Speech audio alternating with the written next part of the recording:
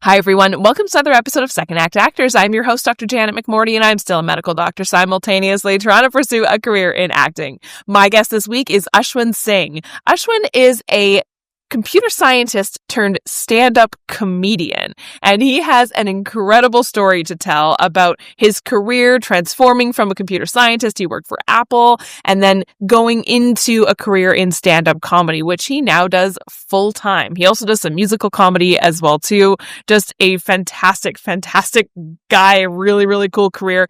And you're in for a treat. I basically spent the entire almost hour that we talked laughing. Like, he is so funny. He has a very specific type of comedy that I know I resonate with. And we didn't talk about this in the episode, but we were chatting about it before the episode started recording, about how doctors and himself tend to have quite similar forms of comedy, that kind of dark gallows humor comedy, that kind of a little bit of not as much empathy per se. We're a little bit, emotionally restrained, I think is the word that has been used many times on this podcast, but it can be turned into hilarious comedy, which he does so well. Please enjoy Ashwyn Singh.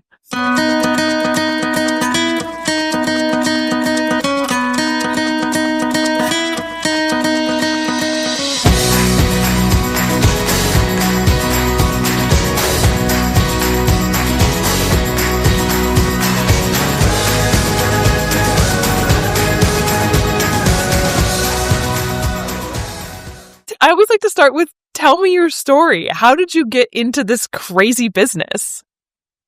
Oh, well, I moved to Canada when I was 19, and then I was getting my degree in computer science from the University of Waterloo. And everybody has a story of culture shock. For me, culture shock mostly just involved amplifying a lot of the problems I already thought I had. Hmm. I have this tendency of wanting to talk about important things in mixed company. So I'll go to a wedding and everybody's pretending to be too happy with each other. And I'm like, Lebanon got bombed yesterday, right? This happened. Like, why are we pretending? Like, I hate, like, if there's one thing I hate about comedy to this day is that because people are buying tickets to a show, they feel entitled to thinking that it's going to be entertainment. And I'm like, I am going to entertain you, but there is no escapism involved. Like, you might be trying to escape your life. I'm trying to live mine. So I will give you the best show I know how, but I'm not pretending that my reality doesn't exist. Like, if pro-Palestine protests are happening outside, we're talking about what's going on outside. Like, if a comedy club is being vandalized in India, I'm talking about that too. Just don't expect that $25 buys you the convenience of forgetting about what's going on in the world outside. Hmm. Yeah, I'm not a movie. So it was that same feeling in university where everybody was just, what do you do? What internship did you get? What grade did you get? And I was never a fan of the race. I still spent most of my life trying not to run it, although sometimes it becomes necessary. But it just bred this casual annoyance with society for most of my university degree. And then at some point, I just found comedy as a vehicle to express that annoyance in a way that the audience will accept. So, as much as that annoyance for me still exists about the show, people that usually come to my shows now, they understand who I am and they know what they're coming to see. So, it's probably the best place I can go to feel like everything I have to say will be received with a certain degree of concern. So, as fickle as an audience is, they still are the most trustworthy part of this business. When you were growing up, were you the funny kid? Have you always been a comedian? In a weird way, yes, I was the trying to be funny kid. but Hmm. I wasn't actually funny. So I I went back to Delhi recently, and the two things I'm usually known for are like comedy, and then I sing some at the show sometimes. I do some translations of Hindi music into English lyrics sometimes. Like I'll tell people like, here's this thing that people say in English, and the reason people think Indians are very colorful people is because our language is very emotional. So if you word for word translated lyrics of a Hindi song into English, they sound like really colorful. So something my mom used to say growing up all the time whenever we asked her to do something in Hindi, it was like "tumhe khoon pila pila ke pala hai," which translates to "you were raised on my blood." But in Hindi, it's just something you say every day, like as a you don't even know what I do for you. You know, there's just a colorful, emotional language, and so I'm known for like singing some of those lyrics and then explaining why they were written that way to people. So when I go home to India, one of my friends recently was like, "It's fascinating. You used to try to be funny in school, but nobody thought that you were. And you also tried to sing a lot in high school, but we didn't really enjoy it. So it's so impressive that you have managed to build a career doing exactly those two things." And I said, "Yes, but that should have been a clue because you remember how I would do 10 jokes and then only two of them would work?" And he said, "Yes." And I was like, "Now imagine what happens when I compile all of those two jokes across a year and then I put them in an hour." People forget how much comedy is just like perseverance. Hmm. There's so much of it where I'm just like, is this going to work or not? Coming home, editing, figuring out how to make it work. You just have to be passionate enough about your idea and figuring out a way to express it in a way that the audience is willing to accept. Hmm. Now, when you moved to Canada, was there ever a consideration of I want to do comedy as a career? Or even when you were N- growing up, was that even a consideration? No, all of those things came much later. So I Hmm. don't think I ever considered being a comedian until possibly the very last year of university. That was the first time. I was actually an intern at Apple for 8 months. I was doing supply chain management for their iPhone, which is a great job for a computer science major to have because, I had none of the qualifications. So it was very fun to do.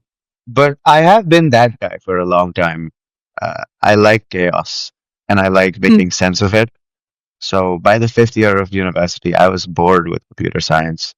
Hmm. There's a lot of extensions of computer science that I still use, but I think in retrospect, it's not so much the science or the academics of it all that I was bored with as much as it's just bureaucracy that I despise. Hmm. Like going to the classes, being compared to other people, having to have grades, learning things where I'm like, when am I going to use this? What is my impact on society? It was all of that. I just couldn't connect. With comedy, it's easy. Like you tell a joke, people laugh. It's like, okay, I can see exactly where what I'm trying to do, you know? So it was the rest of it, the bureaucracy and the what will people say and the slow moving wheels of what company am I working for? Why am I trying to make $1 million for a company that already has $1 billion? Why am I not a stakeholder in this? Like I just didn't understand any of it. And I also didn't have the vocabulary to express any of those ideas at the time. Hmm. So with comedy, I got to just kind of get all of that out. Hmm. Uh, but I think to answer your question, after I did the first open mic I did in California when I was working at Apple, I came back to Waterloo. I kept doing open mics. Then COVID hit. Then I was doing open mics on Zoom and I was writing a lot. And then after COVID, after I got permanent residence during COVID, we started producing some shows once a month. where I was hosting the shows just to get some of that material, try some more jokes. I think when I did that for a year, I started having an inkling of, oh, I think this is something I might be able to do for a long time and never be unhappy with it. And then I started the process of getting my parents on board. I've told the story a lot when people go, how did you manage to convince your parents to let you do this? And I'm like, A, I didn't exactly ask permission. B, I treated my parents' trust in me kind of like a credit score. Like, I just kept making little cash withdrawals every month so that by the time it came time to like quit a whole career and take out a mortgage, my parents were like, you'll be fine.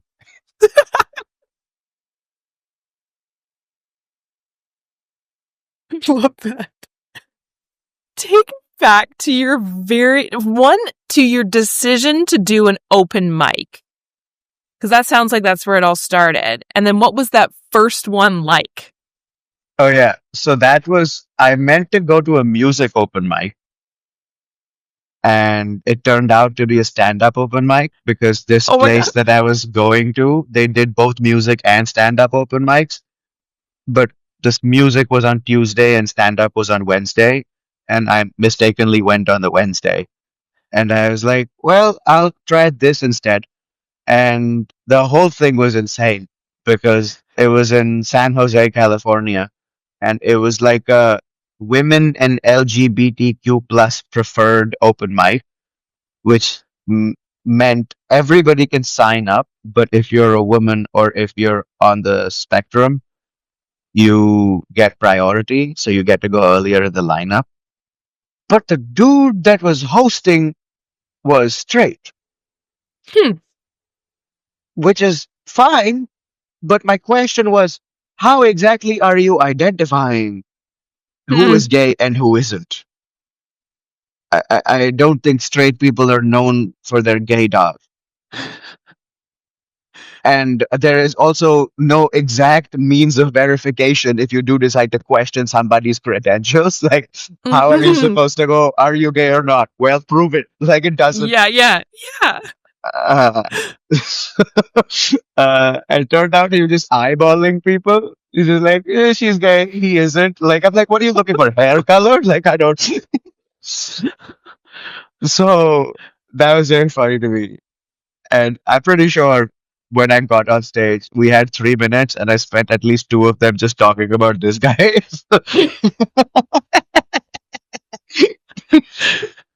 I only got, I think, in my 3 to 5 minutes that I did, I think I only got like one real laugh from the audience.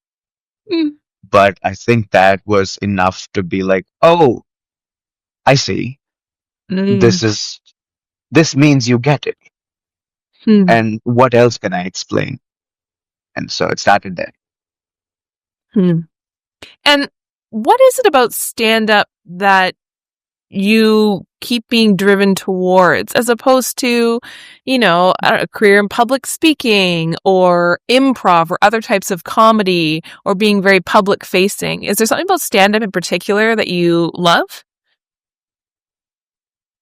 I think everything that involves speaking in public has some sort of that agenda or that bureaucracy wrapped into it. Hmm. I'm sure there are other ways to do it. Improv to me feels like pure entertainment based on skill Hmm. because I don't think you're bringing in ideas into improv that you are then expressing. You are being given a structure within which to express yourself, right? Mhm. So somebody goes like, "Give me a word that starts with R," and then you have to go Republican. Like, Always. Yeah. yeah. Like racism.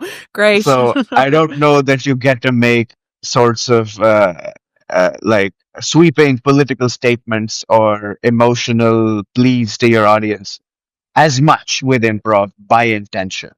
You can Hmm. still end up making some ridiculous art inside of improv that says something about society, but I wonder how much of it is by intention. Hmm. And then public speaking has an agenda associated with it.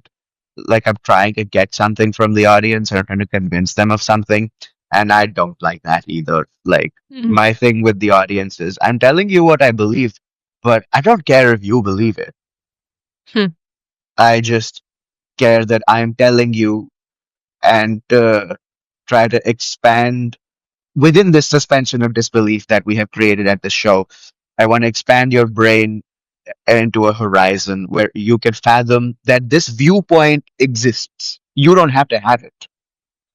But there is a world where somebody believes this and they don't have to be incorrect for you to be correct, you Mm. know?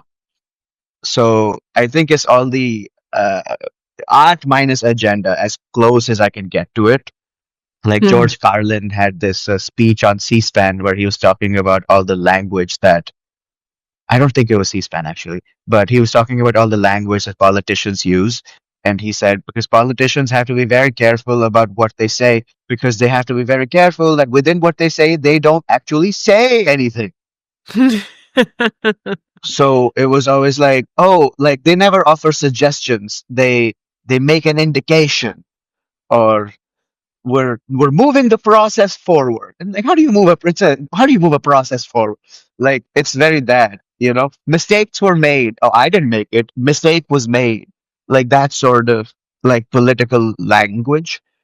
And he was like, just to convince you, I'm not trying to save anybody. I am blessedly agenda free. I'm not trying to save the whales, the manatees, the wetlands, the swamps, the people.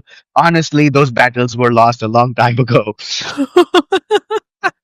He goes, yeah, he had a, am I allowed to swear on here? Yeah, fuck yeah. Uh, somebody, I think he had a thing where he was like, people are like, you're destroying the planet with all the plastic. It's like the planet has lived for much longer than human beings have and will live for much longer than human beings have. The planet will just evolve into a new paradigm called the planet plus plastic. The planet does not care. The people are fucked. And he's like, we just told people you are killing yourselves. Would that not be better selfish motivation for them to do something about it than to have this empathetic excuse of, oh, we're destroying the planet? Who cares about the planet? Nobody cares about the planet. So it's that I think there is this like, I was told you I'm empathy impaired. It's like funny for me a lot of the times comes from apathy. Mm. It's very like, somebody emotional would go, "Oh my God, the comedians are going to jail for expressing themselves." And I'm like, let them go to jail. There's less of them to compete with. This is not to say I don't care, but I think it's a better way of making a point. Hmm. Hmm. Exaggeration and hyperbole and all these literary tools that you have at your disposal. Being funny is a better way of making your point than Mm. being really serious sometimes. Hmm. Do you find that your computer science degree or like the brain that brought you into computer science, has that helped your career in comedy anyway? Has it impacted your comedy in any way? Yeah.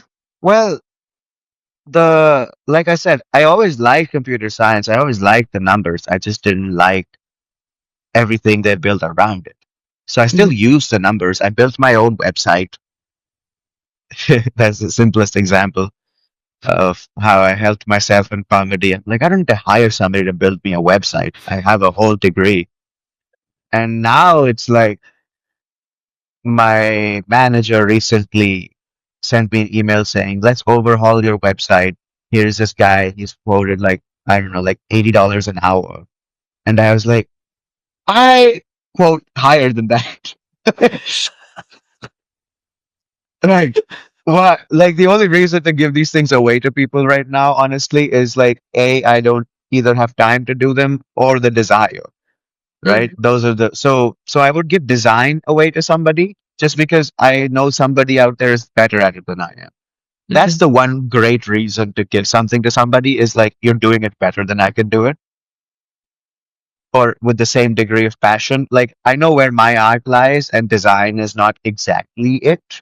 So Mm. if you If your art is design and you can come up with something inspired, I'm happy to pay you for it, you know? Hmm. But with the website, I was like, I don't know whose art is software development. Yeah. Just because, and if it were, why are you doing it for Google? That also doesn't make sense to me. Uh, and my problem now is like, if I give somebody this job, they're gonna chat GPT the code, which I could just do. Like, I'm not sure where I stand on AI and its use when it pertains to things like this, but I'm pretty sure I firmly stand on the side of if you're going to use it for me and charge me $100 to do it, I might as well just do it myself. Yes. It does help with that when it comes to advertising my shows. You're running ads, looking at the purchases and the numbers and the click through rates and doing my advertising research myself. So even today, I will talk to advertisers and venues about ticket sales, and they're somewhat startled by the level of detail I will ask for. Mm. And then that, I don't know how much that helps. I think it helps, but it also makes me unlikable, I think, in the way that academics often are to people that are not. Mm. Like, you care too much about something, you're too passionate about something, you bring it up in an environment where people are working. They're just like, "Why are you trying so hard?" Or "You're such a nerd." Or like, it's annoying to have intelligence sometimes. Mm. And I'm not saying I'm only intelligent. I'm only annoying because I'm intelligent. I'm annoying for many different reasons, but that is one of them. So I will ask for, there's something called the Facebook Pixel, right? Which actually tracks purchases. You can install it on a website and it'll fire a purchase event when somebody buys a ticket based on your ad. And you can actually relate those two things. You can see what part of your ad they saw, and then you can show your ad to more people like the people that bought that ticket, right? This, most comedians are not, they don't know about this, right? They have advertisers that know about this, but most marketers I talk to as a comedian don't expect me to know about this. And then we run into some trouble with venues where I will ask for a Facebook pixel and they don't know about it. Hmm. And then there's this weird, like, why are you making us work so hard? Hmm. And I'm like, this is the industry standard for advertising, right? That I have done it before and you have not is not reason enough for you to blame me for asking you to do something that you should Hmm. always just be expected to do, Hmm. you know? So sometimes it hurts more than it helps, but I do bring that background of like, okay, I know how to look at the numbers and graph them out. And I'm not always data driven, but I'm certainly more that way than the average comedian. Yeah, for sure. Then, do you have any advice for anyone then who's looking to kind of get into stand-up comedy or kind of build their career?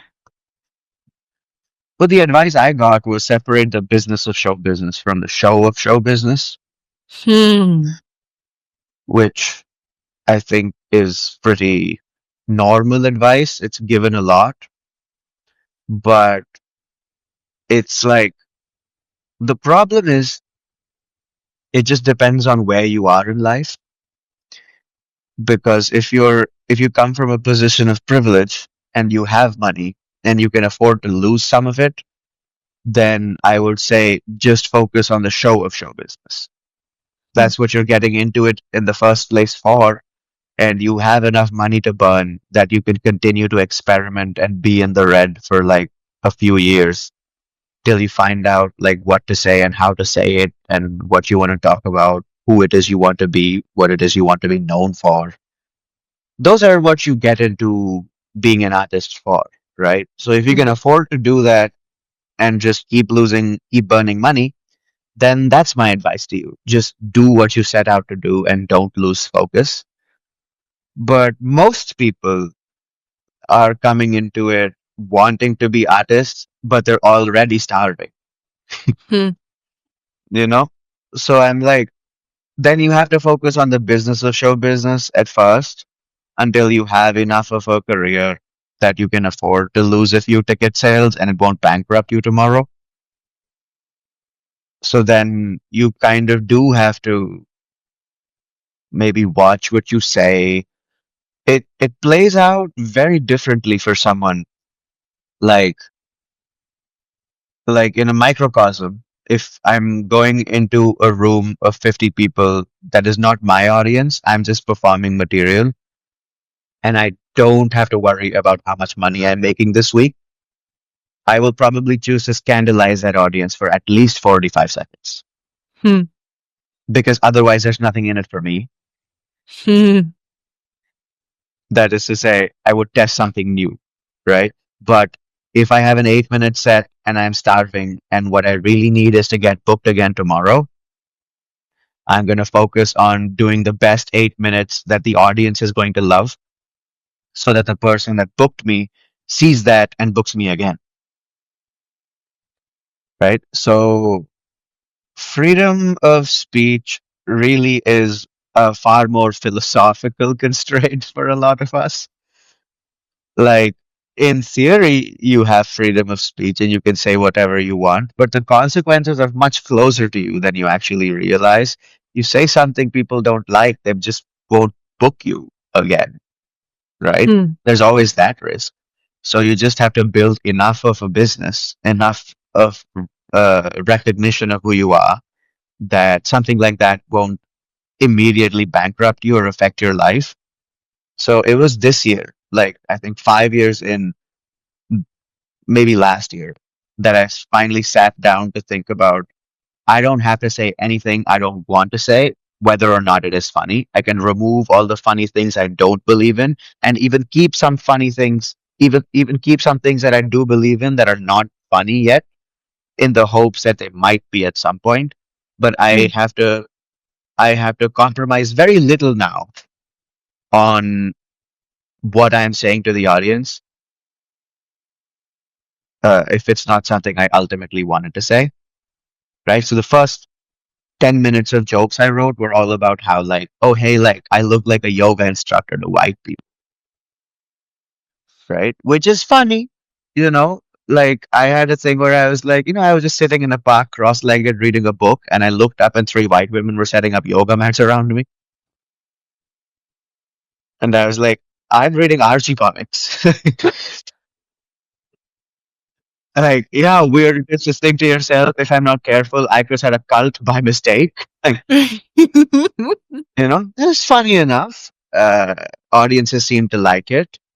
But at some point, I was like, am I pandering to white people? Hmm. Like, I don't think Indians think I look like a yoga instructor. I don't think I look like a yoga instructor. So, what idea am I playing into? Hmm. It's funny, but it's just fun.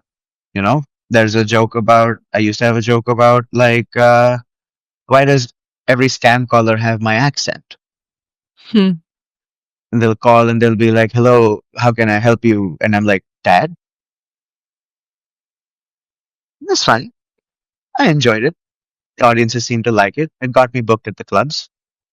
Now I have jokes where I go on stage and I say, I have 10 minutes about religion, 10 about Israel, and 10 about my mom. Hmm. All of the oppressive forces in the world. And then if the audience pulls back, I go, I don't know if you can tell from my accent, but I don't care about your feelings. Hmm. Like, different risks. More me, a little meaner sometimes, but just more free in general. You know, Hmm. I think how do I couch this? If you have skipped everything I just said, the pursuit of art is essentially the pursuit of freedom.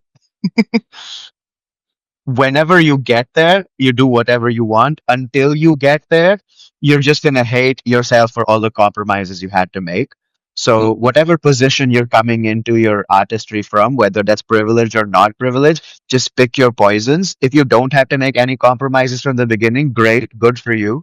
If you do have to make a few compromises just to get the business or show business to work, that's fine. Just remember what you got into it for. And when you have the ability to draw a line in the sand and say, I will not bend, you will be happy at that moment. you know? Mm. When did you know that you were at that point in your career when you could say, now it's me? I think I just had to, I don't think you'll ever know for sure. I think it was a slow thing. Like at Mm. first, all the jokes were just everything people like. And then slowly, I started like removing one and adding something else and then another. Eventually, like 3 years in, tickets were still selling and they had grown. And most of the jokes were now jokes that I liked. And at that point, I was like, I could just keep doing it like this, you know? Mm. Mhm. Do you have any favorite moments in your career? Favorite times on stage? Favorite just any moments in your career? And they change, but I think my favorite moments are always about something I got away with. like Hmm. like some sort of acceptance I found from an audience or my friends or just somewhere in my life where I either didn't expect it or where like I could very easily be called unlikable, but just because I was being me, I got away with it. You know how your friends love you not because of who you are, but in spite of who you are sometimes? Yes. So I always feel that friendship most when I'm getting away with something that I'm looking at everybody as like, you couldn't do this, only I can. Like, one of my closest friends, he once, and by the way, I did this joke at his wedding reception. So, so you know how close he is. But I once called him saying he had just bought a house, and I sent him a message saying, "When is the housewarming?" And 3 days later, he messaged me back saying, "I'm so sorry, I didn't know how to tell you this, but Courtney, his wife now, fiance at the time, has just had a spontaneous brain bleed and she's in the hospital and we don't know when she'll come out of it or if she'll come out of it. And I didn't know how to tell you, but you guys are close. She's your friend too. And I knew that you would want to know. And I said, okay, but when is the housewarming?" And he was like, "You're such a dick." But he laughed, you know? And so there's a part of my set in the current one where I'm like, some of you empathetic fuckers need to chill a little bit, okay? Because nobody wants to call you in a crisis because you get 5 times as sad as they're sad as they are, then they have to stop being sad to manage your sadness. Like my friends know that when they are sad and they if they call me, I will say something so radically insensitive that they will have to stop being sad for 5 seconds just to be like, "What did you say to me?" Like, you know.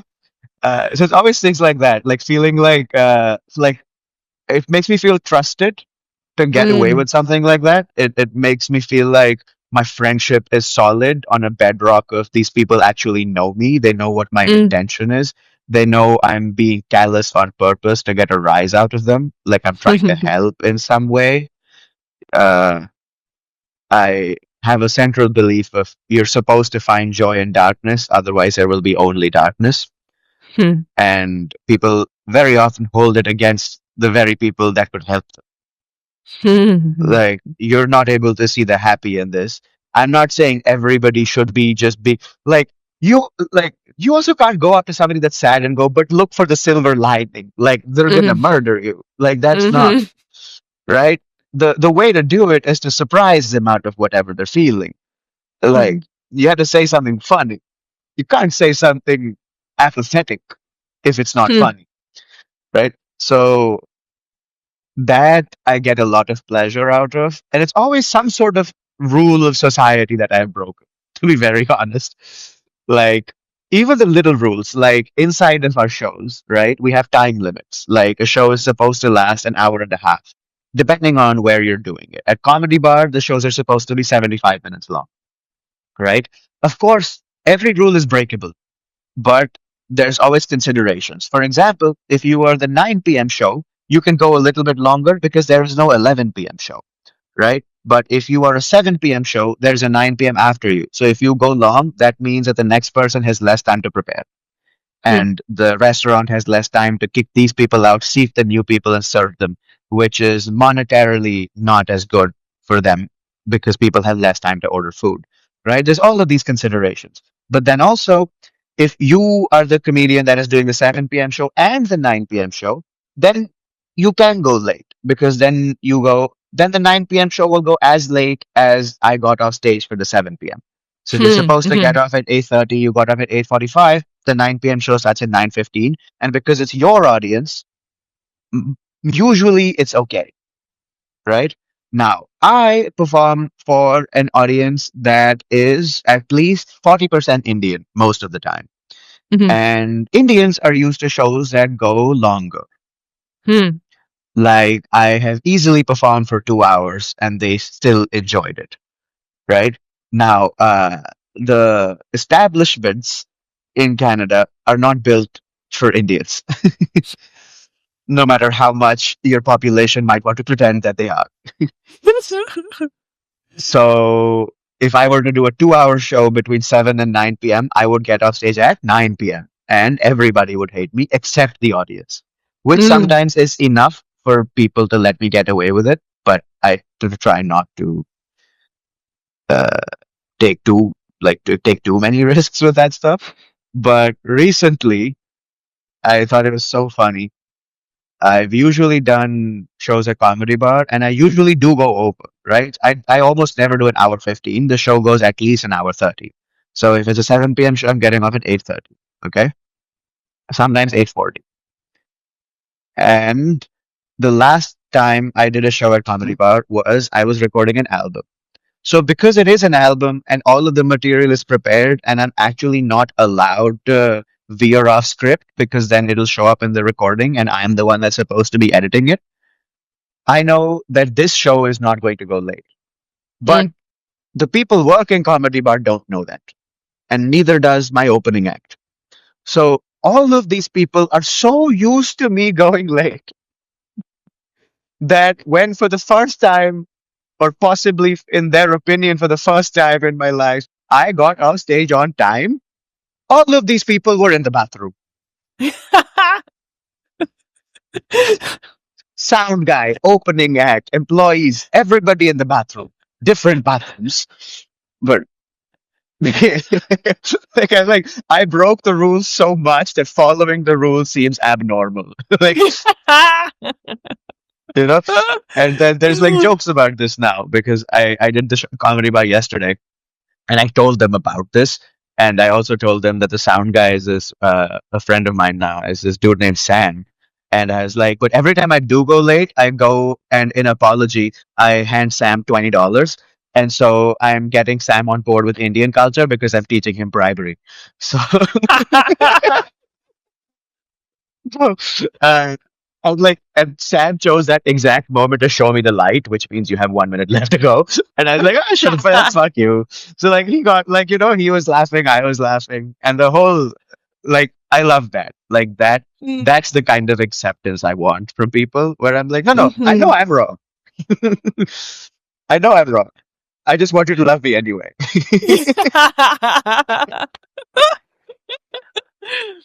Do you have anything that you're looking forward to coming up? Any shows, anything coming down the pipeline? Yes. So what is it today? Friday, September 26th. When is this coming out?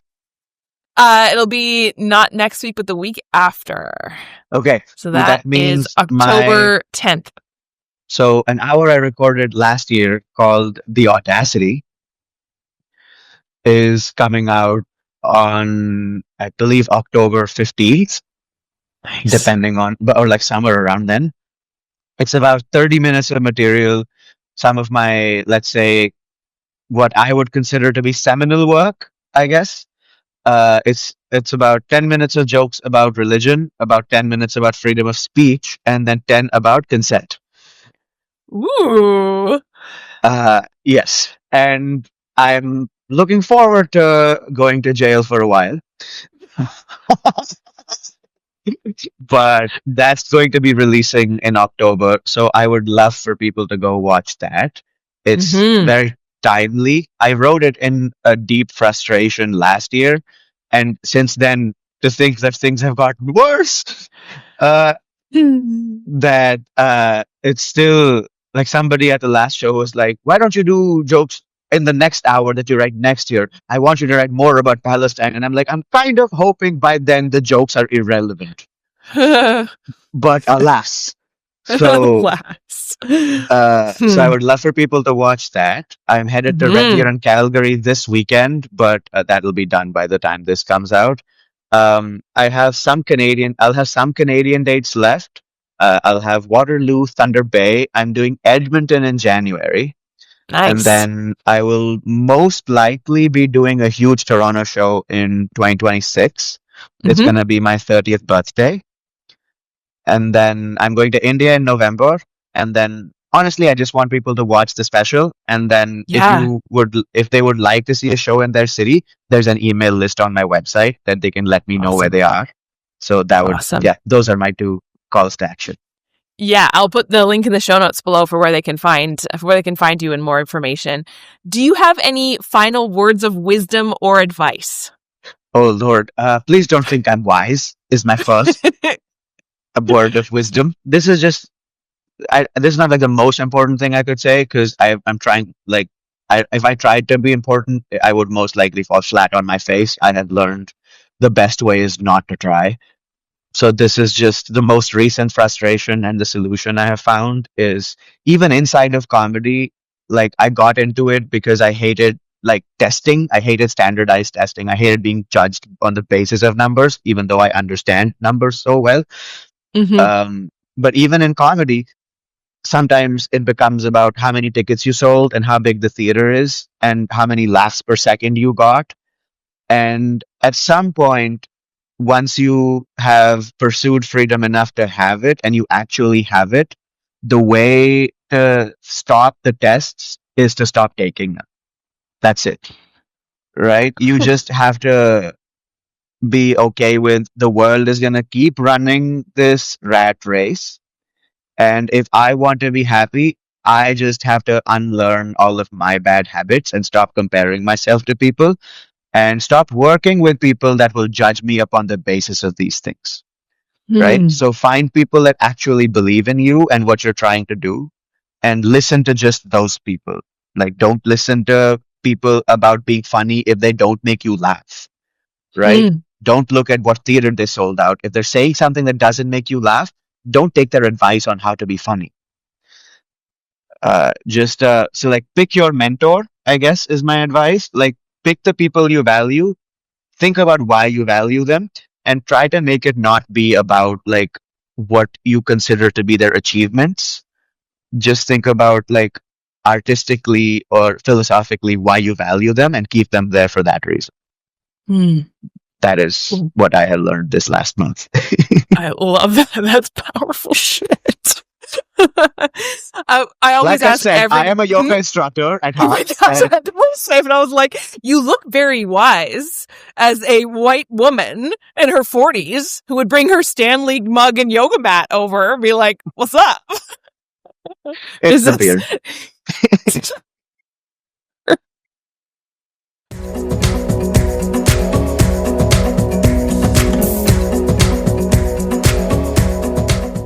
Thank you, everyone, for tuning in. And thank you, Ashwyn, for being my guest this week. Thank you so much for taking the time out of your very busy schedule to chat with me and with my guests.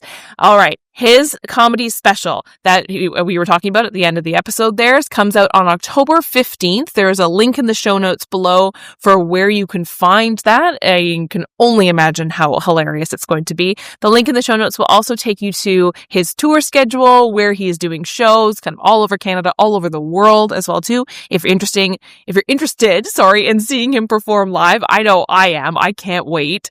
Definitely check out that link in the show notes below. I'll also put links to his social media handles as well. And I hope you will all tune in next week for another episode of Second Act Actors. Bye!